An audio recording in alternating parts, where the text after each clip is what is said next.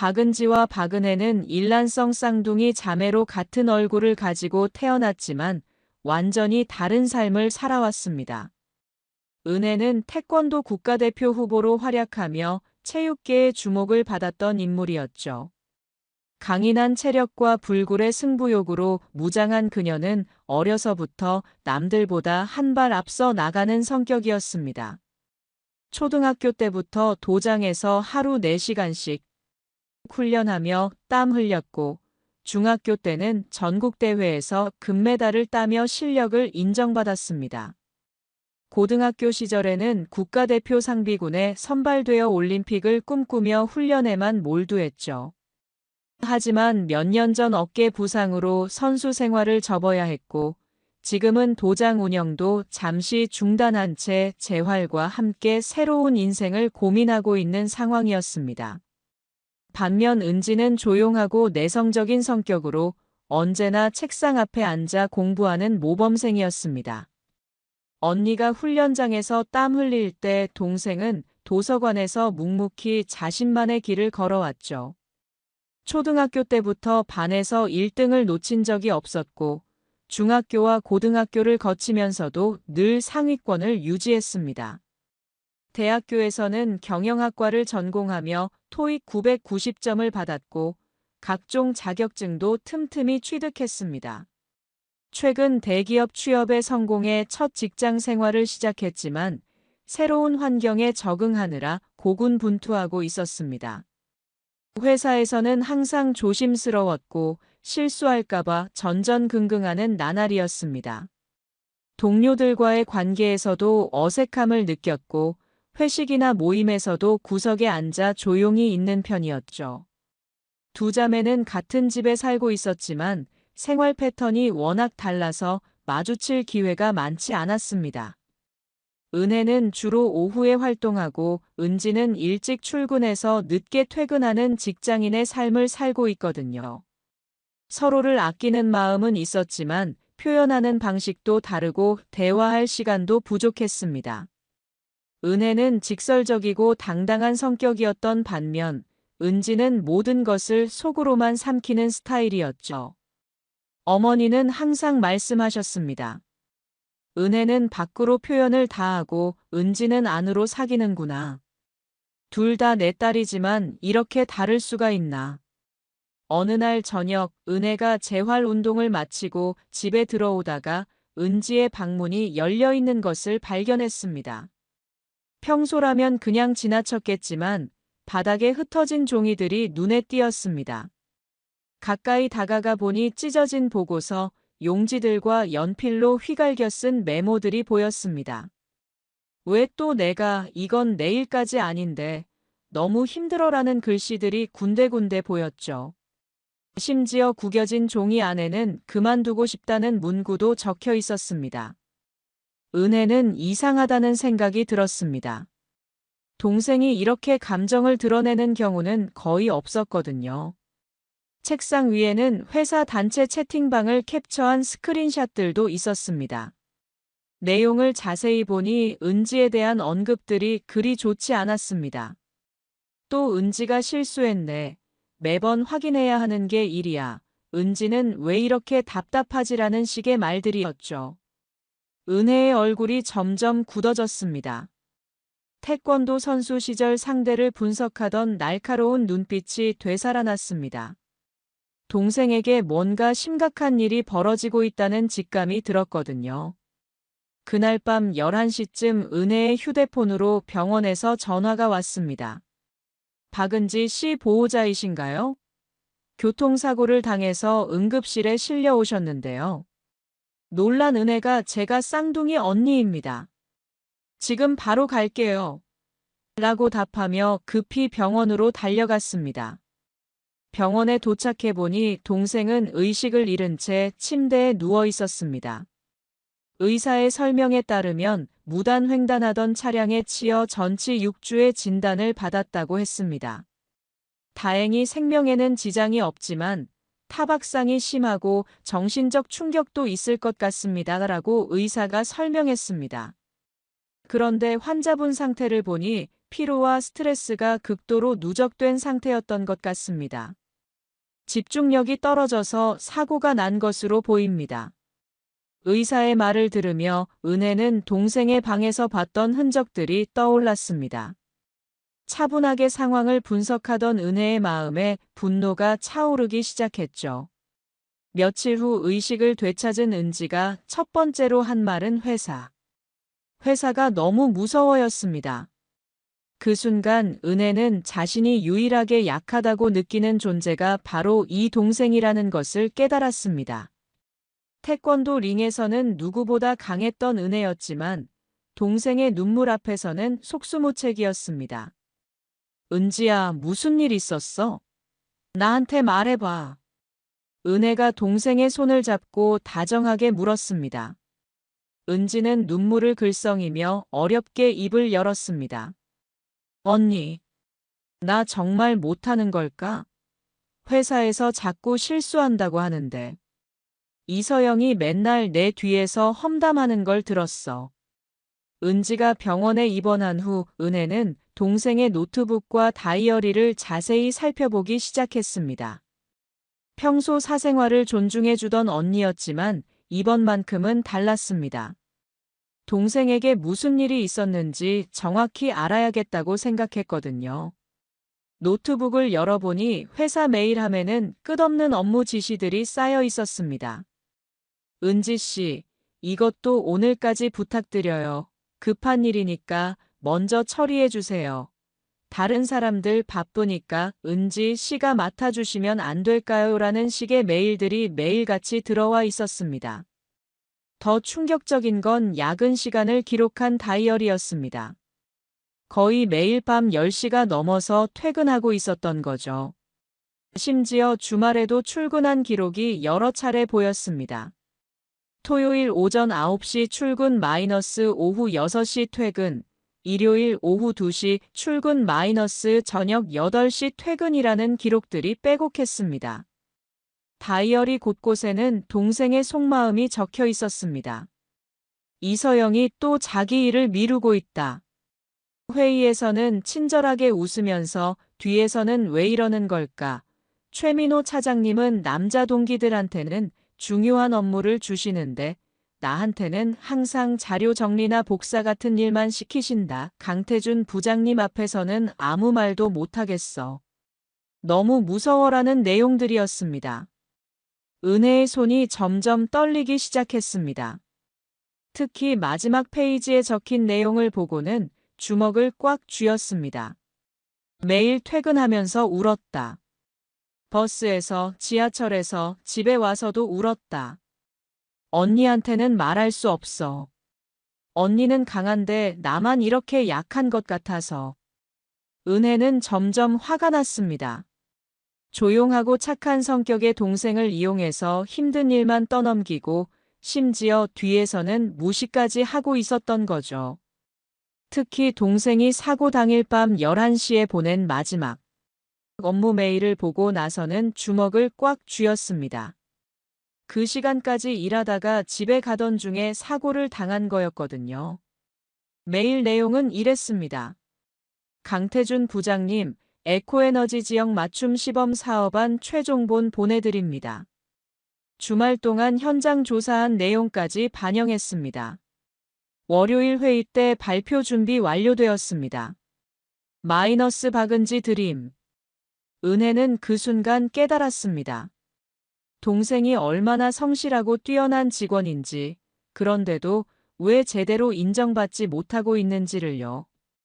의식을 되찾은 은지를 면회하러 갔을 때의 일이 은혜에게는 결정적이었습니다. 은지가 조심스럽게 입을 열었습니다.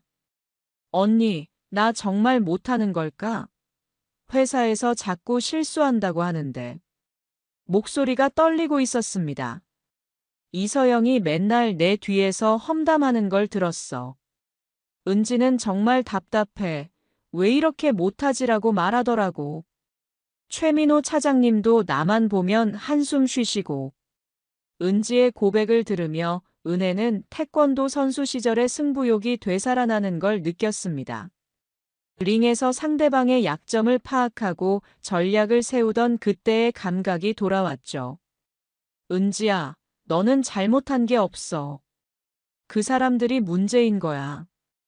은혜가 단호하게 말하자 은지가 고개를 저었습니다. 아니야, 언니. 나는 정말 부족해.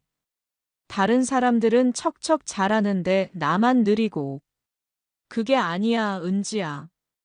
은혜가 동생의 어깨를 잡고 말했습니다. 내가 보낸 메일들을 봤어. 너 얼마나 꼼꼼하고 성실하게 일하는지 다 보였어. 문제는 그 사람들이 너를 이용하고 있다는 거야. 은지가 놀란 표정으로 물었습니다. 언니가 내 메일을?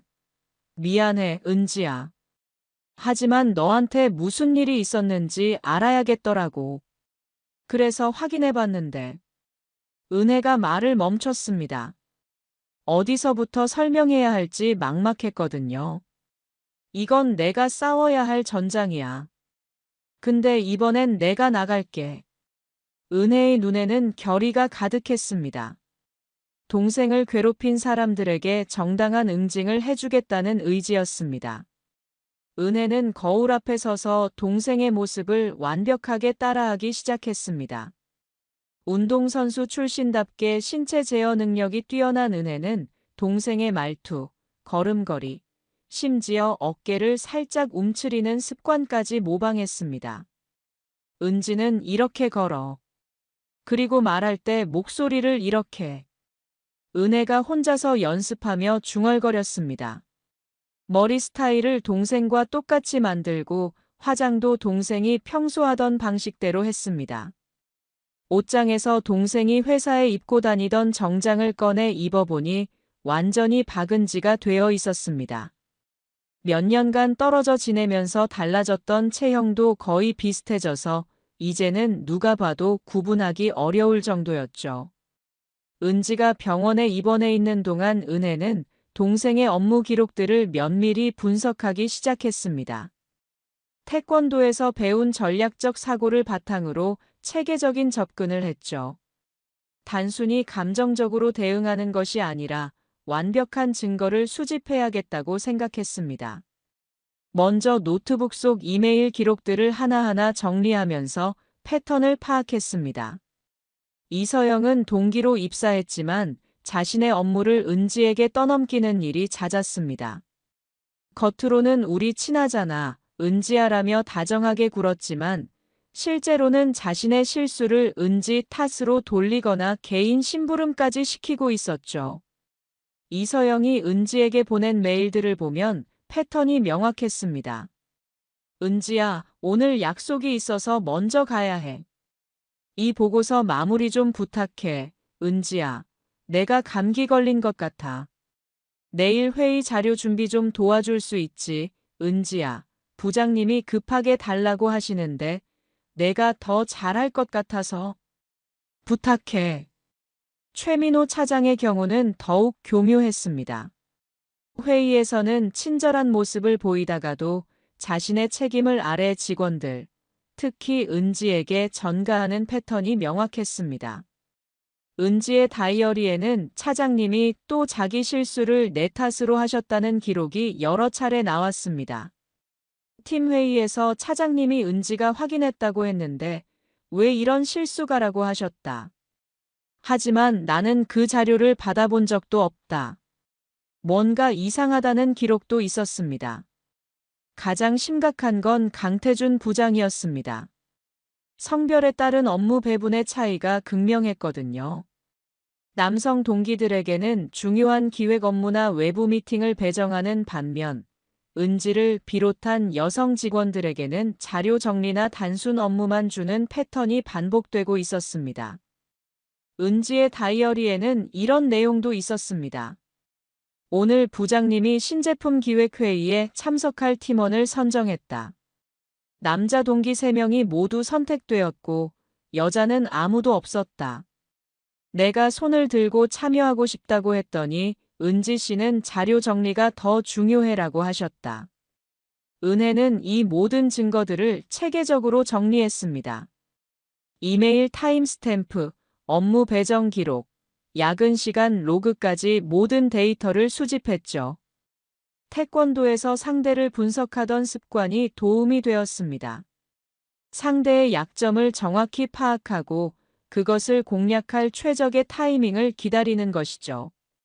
특히 은지가 혼자서 몇 달간 준비한 스마트 물류 시스템 개선안 프로젝트의 모든 자료를 발견했을 때는 확신이 섰습니다. 현장 조사부터 데이터 분석, 개선 방안까지 모든 것이 은지의 손에서 나온 결과물이었는데 회사에서는 이를 제대로 인정받지 못하고 있었던 거죠. USB 파일과 손글씨 메모, 그리고 야근 중에 보낸 이메일 기록들을 자세히 살펴보니 이 프로젝트는 은지가 몇 달간 혼자서 준비한 결과물이었습니다. 현장 인터뷰부터 시작해서 리서치, 자료 조사까지 대부분 동생이 혼자 해낸 것이죠. 수첩 곳곳에는 은지의 정성이 고스란히 담겨 있었습니다. 지역별 특성을 고려한 에너지 정책, 주민 인터뷰 결과 분석, 타 지역 성공 사례, 벤치마킹 등 세밀한 메모들이 빼곡히 적혀 있었거든요. 은혜는 각각의 가해자들에 대한 대응 전략을 세웠습니다. 하나씩 차례대로 무너뜨리되 감정이 아닌 냉철한 증거로 승부하기로 했습니다. 링에서 배운 건 단순히 힘으로 이기는 게 아니라 전략으로 승부한다는 거야라고 혼잣말을 했습니다. 월요일 아침, 은혜는 처음으로 동생의 회사에 출근했습니다. 회사 입구에서부터 긴장됐지만 동시에 묘한 설렘도 있었습니다. 엘리베이터에서 만난 직장 동료들이 은지 씨 많이 괜찮아졌네요. 그때 진짜 놀랐어요라고 말하는 걸 들으며 은혜는 동생이 얼마나 힘들었을지 짐작할 수 있었습니다. 사무실에 도착하자마자 들린 건 아직도 안 죽었네라는 누군가의 속삭임이었습니다. 평소 은지였다면 모른 척했겠지만 은혜의 눈빛은 순간 날카롭게 변했습니다. 하지만 아직은 참았습니다. 동생을 괴롭힌 사람들이 누구인지 정확히 파악하고 증거를 모은 다음에 행동하기로 했거든요. 은혜가 동생 행세를 시작한 지 며칠째, 직장 동료들 사이에서 미묘한 위화감이 돌기 시작했습니다. 은지가 뭔가 달라졌는데라는 수군거림이 여기저기서 들렸거든요. 평소보다 당당한 목소리, 똑바로 선 어깨, 그리고 예전에는 없던 날카로운 눈빛 때문이었습니다. 이서영이 첫 번째 타깃이었습니다. 겉으로는 친한 척하면서 뒤에서 은지를 이용하던 바로 그 사람이죠. 이날도 이서영이 다가와서 평소처럼 말을 걸었습니다. 은지야, 어제 회식 때 왜 안 왔어? 다들 기다렸는데. 하지만 은혜는 동생의 메모에서 이미 확인했습니다. 이서영이 회식 장소를 일부러 잘못 알려줬다는 사실을 말이죠. 아, 그거 말이에요. 서영 씨가 보내준 주소가 틀렸더라고요. 카페인 줄 알고 갔는데 노래방이었어요. 은혜가 차분하게 말하자 이서영의 얼굴이 순간 굳었습니다. 평소 은지라면 제가 잘못 봤나 봐요 라며 자신의 탓으로 돌렸을 텐데 이번에는 달랐거든요. 이서영이 당황하며 말했습니다. 아, 그랬나? 미안해. 내가 실수했나 봐. 괜찮아요. 하지만 다음에는 정확한 정보만 주시면 좋겠어요. 은혜의 목소리는 여전히 조용했지만 단호함이 느껴졌습니다. 이서영이 더욱 당황하며 그래. 앞으로 조심할게라고 대답했습니다. 그날 오후 팀 회의가 있었습니다. 이서영이 지난주에 완성하지 못한 보고서 때문에 은혜를 지목했습니다. 은지 씨, 이 보고서 지난주에 안 했죠? 부장님께서 많이 기다리고 계세요. 회의실 안 모든 시선이 은혜에게 쏠렸습니다. 평소 은지였다면 고개를 숙이고 죄송하다고 사과했을 겁니다. 하지만 은혜는 다르게 행동했습니다. 가방에서 노트북을 꺼내더니 화면을 모두에게 보여줬습니다. 그거 제가 서영 씨 이름으로 넘긴 파일 말씀하시는 거죠? 메일 전송 기록이 여기 있는데 보여드릴까요? 회의실에 정적이 흘렀습니다. 다른 직원들도 순간 멈칫했고 이서영은 식은땀을 흘리며 당황하고 있었습니다. 은혜는 미소를 유지하면서도 눈빛만큼은 매서웠습니다. 그동안 쌓아놓은 증거들이 꽤 많아서요. 필요하시면 언제든지 보여드릴 수 있어요. 은혜의 말에 이서영이 더욱 당황했습니다. 아니야, 은지야. 그게 아니라. 강태준 부장이 어색한 분위기를 정리하려고 그럼 일단 회의 계속 진행하고라고 말했지만 이미 분위기는 바뀌어 있었습니다. 이서영은 회의가 끝날 때까지 한마디도 하지 못했고 다른 동료들도 은혜를 다른 시선으로 바라보기 시작했습니다. 회의가 끝나고 나서 이서영이 조용히 다가왔습니다. 은지야, 아까 그건 정말 오해야. 내가 실수한 것 같은데 하지만 은혜는 차분하게 대답했습니다. 서영 씨, 오해가 아니라 사실이에요. 앞으로는 제 이름으로 일을 넘기지 말아주세요. 제가 처리할 수 있는 건 제가 하고 서영 씨 일은 서영 씨가 하시는 게 맞죠. 그날 오후부터 이서영의 태도가 완전히 달라졌습니다. 더 이상 은혜에게 자신의 일을 떠넘기려 하지 않았고 개인적인 질문도 하지 않았습니다. 오히려 피하려고 하는 기색이 역력했죠. 첫 번째 목표는 성공적으로 달성한 셈이었습니다. 이제 진짜 상대는 최민호 차장이었습니다. 은지의 직속 상사로 겉으로는 친절하고 배려 많은 모습을 보였지만 실제로는 자신의 책임을 아래 직원들에게 떠넘기는 것을 일삼았죠. 동생의 다이어리를 통해 이미 이 사실을 파악한 은혜는 최 차장의 무능함을 드러낼 기회를 기다리고 있었습니다. 기회는 생각보다 빨리 왔습니다. 대형 협업 프로젝트에서 중요한 자료의 오류가 발견된 것입니다.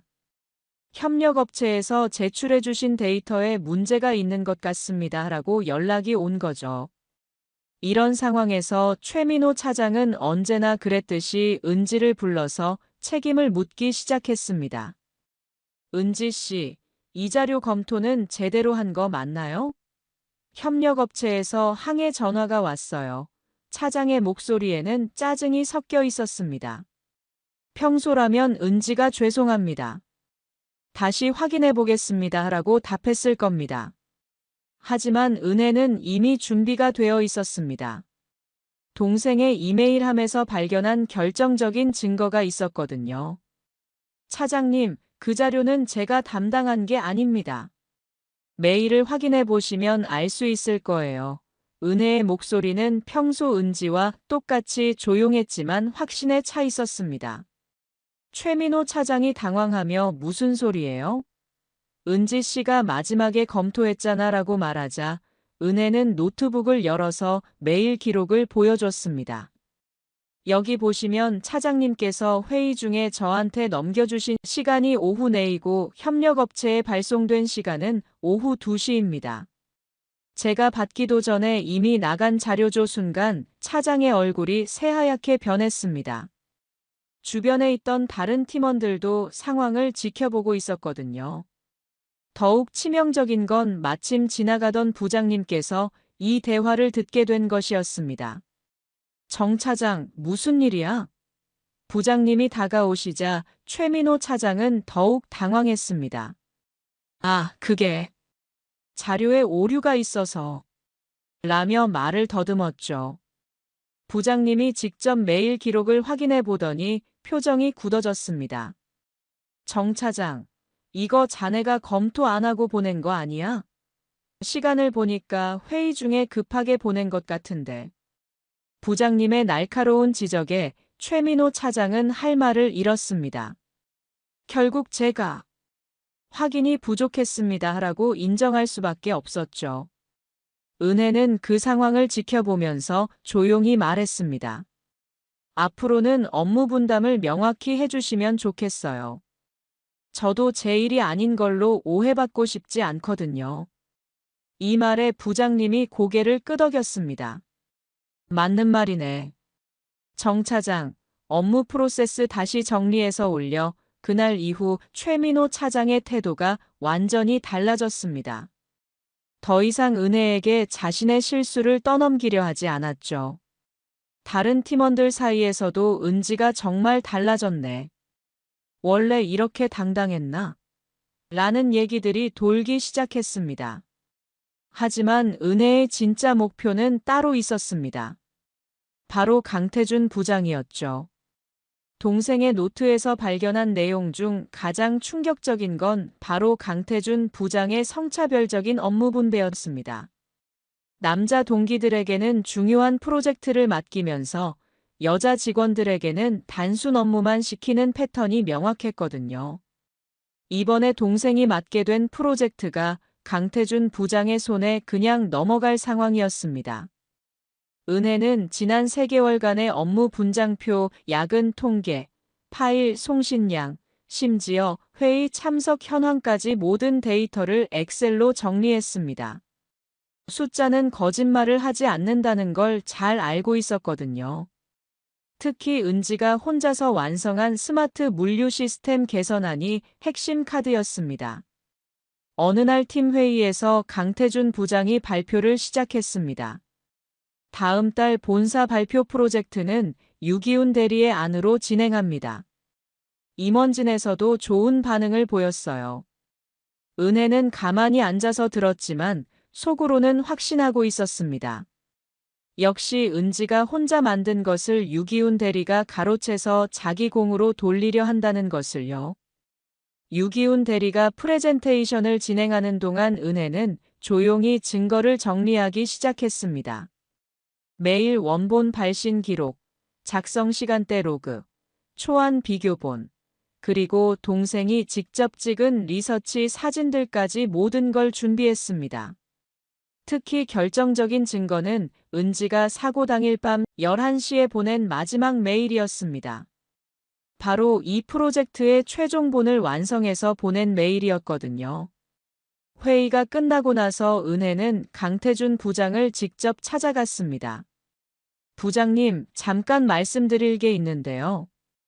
부장 자리로 다가가서 조용히 말했습니다. 그 프로젝트 제가 만들었습니다. 기훈 대리님한테 간 건 공유 요청도 없이 복사된 거예요. 강태준 부장이 황당하다는 듯 웃으며 은지 씨, 무슨 소리야?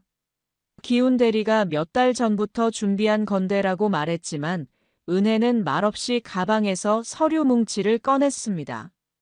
초안, 리서치 파일, 인터뷰 녹취록, 메일 타임스탬프 다 있어요. 확인해 보시겠어요? 서류들을 받아본 강태준 부장의 표정이 점점 굳어졌습니다. 특히 메일 발송 시간을 확인하고 나서는 할 말을 잃었죠.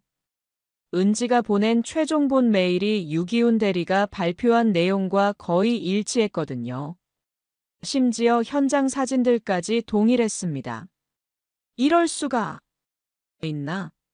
강태준 부장이 당황하며 중얼거리자 은혜는 차분하게 말했습니다. 저도 궁금해요. 제 이메일함에서 무단으로 가져간 건지 아니면 다른 경로로 넘어간 건지 말이에요. 그 순간 강태준 부장은 상황의 심각성을 깨달았습니다. 전사회의가 있는 날, 은혜는 평소보다 일찍 회사에 도착했습니다. 회의실에 전 팀원이 모인 가운데 은혜가 먼저 입을 열었습니다. 부장님, 지난 3개월간 저희 팀의 업무 배분표 보셨나요? 갑작스러운 질문에 강태준 부장이 당황하며 그게 갑자기 왜? 라고 반문했습니다. 은혜는 미리 준비한 USB를 꽂고 프로젝터 화면에 자료를 띄웠습니다. 막대 그래프와 원형 차트로 정리된 데이터가 선명하게 보였죠. 여기 보시면 흥미로운 패턴이 있어요. 화면에는 팀원별 업무량이 한눈에 들어왔습니다. 남성 직원 5명의 평균 업무량은 주당 30시간이고 여성 직원 3명의 평균은 50시간입니다.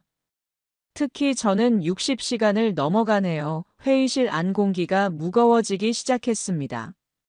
업무 종류별로 보면 더 명확해져요. 기획 업무는 남성 직원들에게 70%가 배정되고 자료 정리나 행정 업무는 여성 직원들에게 80%가 몰려 있어요. 팀원들이 서로 눈치를 보기 시작했습니다. 강태준 부장이 불편한 기색을 드러내며 말했습니다. 은지 씨, 그걸 왜 지금 이야기해? 업무 배정은 각자 능력에 맞춰서 하는 거잖아. 하지만 은혜는 흔들리지 않았습니다. 능력 기준이라면 성과 평가표도 함께 보시죠. 다음 화면에는 지난 분기 성과 평가 결과가 나타났습니다. 업무량이 많았던 여성 직원들의 성과 점수가 오히려 더 높아요. 그런데 승진이나 중요 프로젝트 배정은 반대네요. 특히 은지가 완성한 프로젝트 자료들을 보여주며 그 실력을 입증했습니다.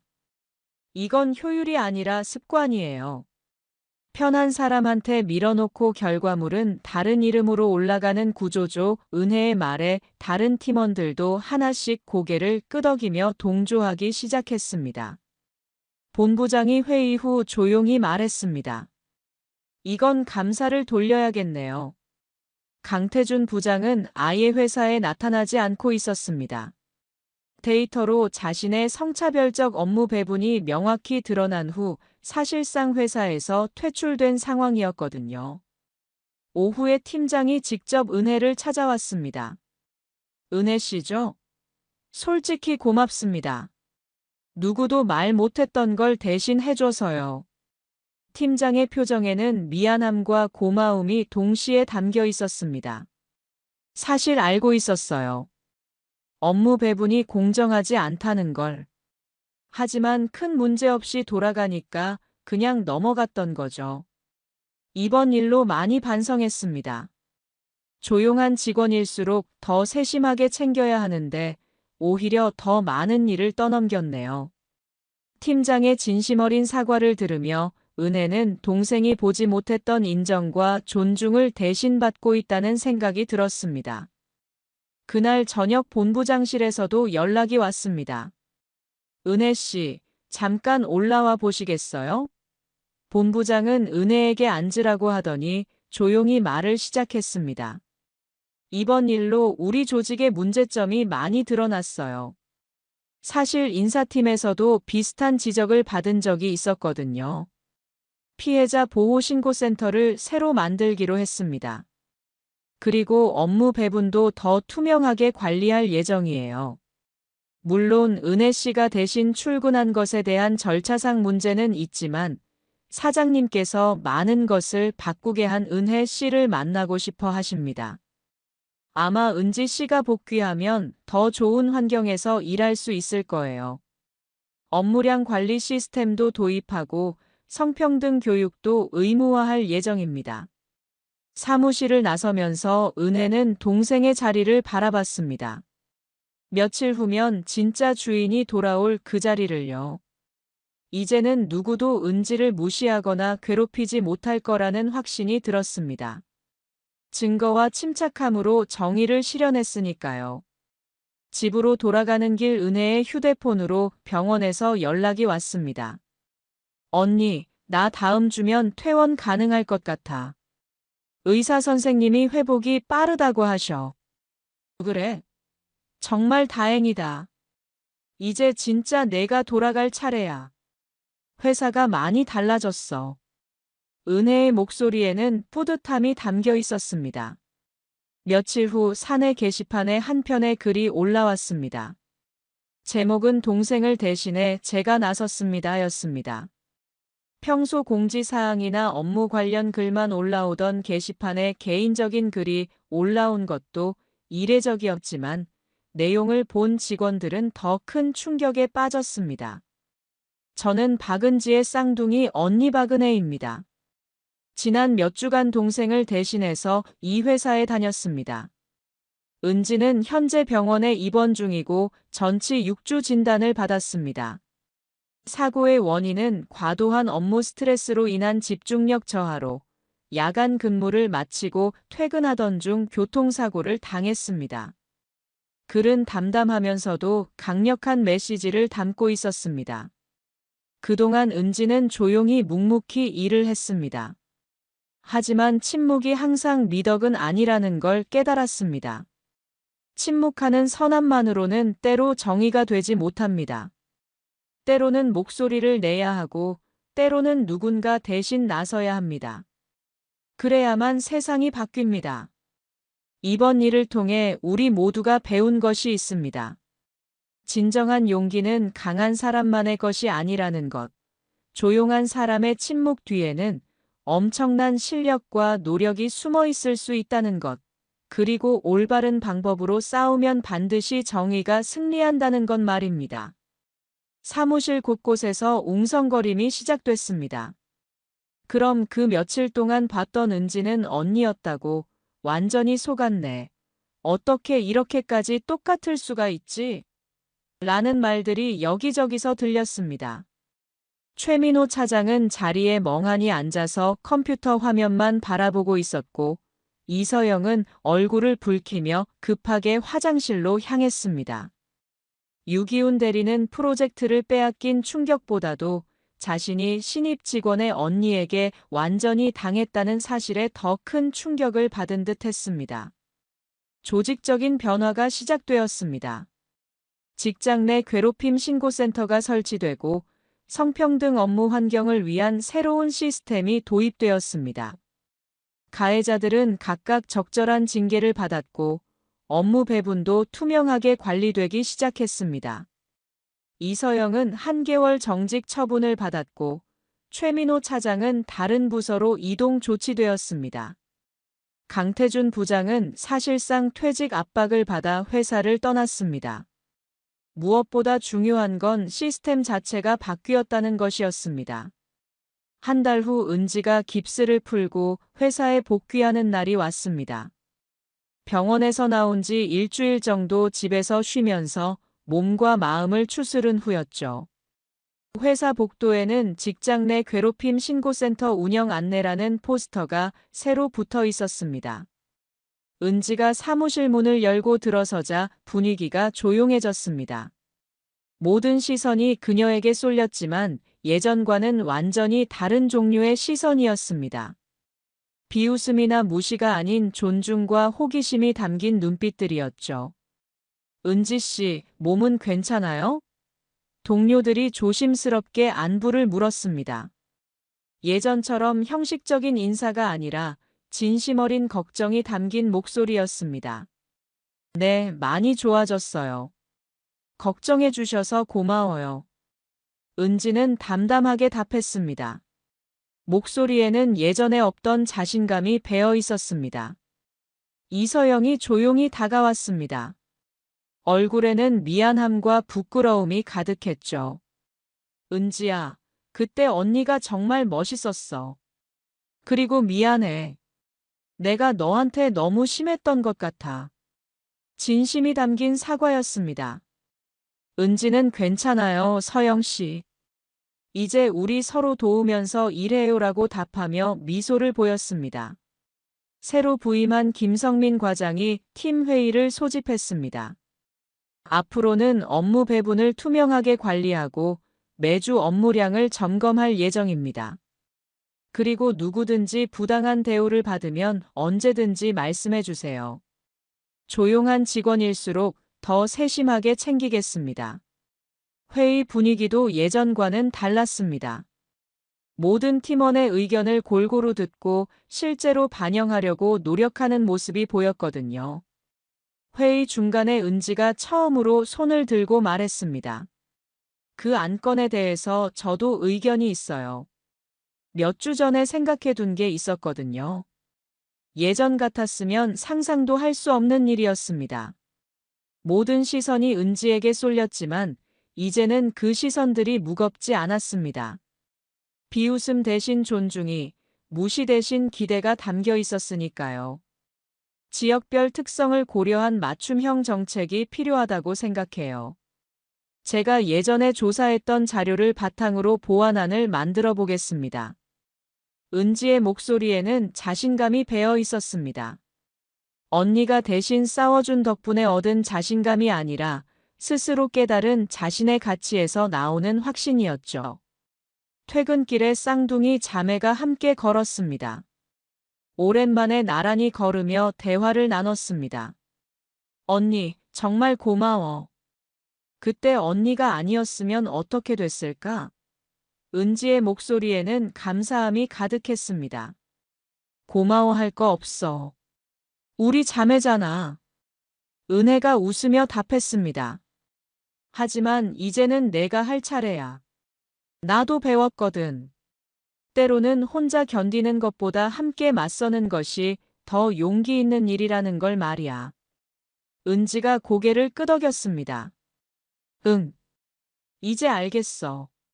침묵한다고 해서 문제가 해결되는 건 아니라는 걸. 때로는 싸워야 할 때가 있고, 때로는 목소리를 내야 할 때가 있어. 그게 나를 지키는 방법이기도 하고, 다른 사람들을 위한 일이기도 하고. 은지의 말에 은혜가 뿌듯한 미소를 지었습니다. 동생이 진정으로 성장했다는 걸 느낄 수 있었거든요. 맞아. 그리고 진짜 중요한 건 올바른 방법으로 싸우는 거야. 감정이 아니라 증거와 논리로, 파괴가 아니라 건설적인 변화를 위해서 말이야. 은혜의 말에 은지가 깊이 공감했습니다.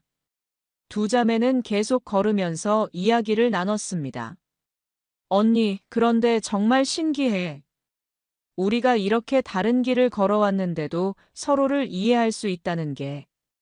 그게 바로 가족이야, 은지야. 서로 다르지만 결국 같은 마음을 가지고 있으니까. 너를 지키고 싶은 마음, 정의로운 세상을 만들고 싶은 마음 말이야. 멀어져가는 자매의 뒷모습은 자신감에 가득 차 있었습니다. 똑같이 생긴 두 사람이지만 이제는 각자의 삶을 각자의 방식으로 살아가는 진정한 주인공들이었습니다. 한 사람은 다른 사람을 위해 싸울 줄 아는 용기를, 다른 한 사람은 자신을 지킬 줄 아는 지혜를 배웠습니다. 6개월 후, 은지는 회사에서 우수사원으로 선정되었습니다. 그녀가 완성한 스마트 물류 시스템 개선안은 전사적으로 도입되어 큰 성과를 거두었거든요. 은혜는 재활을 마치고 새로운 태권도장을 열어 청소년들을 가르치고 있었습니다. 특히 학교에서 괴롭힘을 당하는 아이들에게 자신감과 용기를 심어주는 일에 힘쓰고 있었죠. 두 자매는 서로 다른 길을 걸어가고 있지만 그 누구보다 든든한 지원군이 되어주고 있었습니다. 이들의 이야기는 많은 사람들에게 깊은 교훈을 남겼습니다. 침묵하는 선함만으로는 때로 정의가 되지 못한다는 것. 누군가는 용기를 내어 나서야 세상이 바뀐다는 것. 진정한 실력은 결국 인정받는다는 것. 그리고 올바른 방법으로 싸우면 반드시 승리할 수 있다는 것을 말입니다. 무엇보다 중요한 건 혼자가 아니라는 사실이었습니다. 때로는 누군가 대신 싸워주는 것도 필요하지만 결국 자신을 지키는 법을 배우는 것이 가장 중요하다는 것. 그리고 그 과정에서 서로를 지지하고 응원하는 사람들이 있다면 어떤 어려움도 극복할 수 있다는 것을 깨달은 채로 말입니다. 현실에서 부당한 대우를 받고 있는 모든 이들에게 이 두 자매의 이야기는 명확한 메시지를 전하고 있습니다. 당신도 충분히 가치 있습니다. 목소리를 낼 권리가 있습니다. 포기하지 마세요. 올바른 방법으로 싸우면 정의는 반드시 승리합니다. 그리고 조용하고 착한 성격 때문에 혼자 모든 것을 감당하려 하는 사람들에게도 이렇게 말하고 있습니다. 침묵이 항상 미덕은 아닙니다. 때로는 용기를 내어 말해야 하고, 때로는 도움을 요청해야 합니다. 그것이 진정한 성숙함입니다. 한 사람의 이야기가 누군가의 위로가 되길 바라며 오늘의 이야기를 마칩니다. 구독과 좋아요는 저희에게 큰 힘이 됩니다. 건강하고 행복한 하루 되세요.